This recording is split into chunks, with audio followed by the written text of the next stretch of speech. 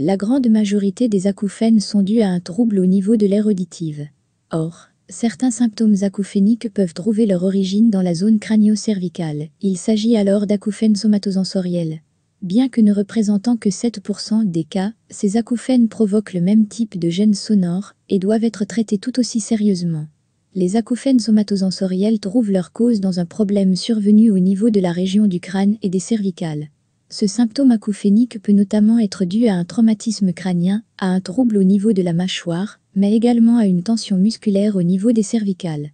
Certains acouphènes peuvent donc tirer leur origine dans un dysfonctionnement de la zone située dans le cou qui est constituée des 7 vertèbres cervicales permettant les mouvements de la tête.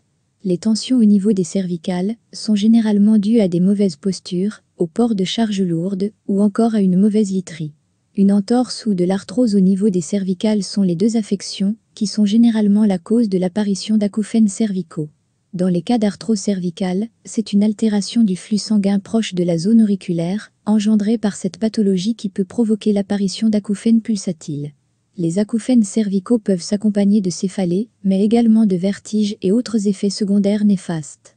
Lorsqu'une personne souffre déjà d'acouphènes, une tension ou un traumatisme au niveau des cervicales peuvent avoir un effet aggravant sur le ressenti de leur gêne sonore.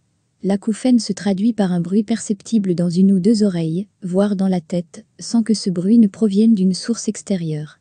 En raison de ces causes variées, on distingue plusieurs types d'acouphènes, parmi lesquels l'acouphène cervical.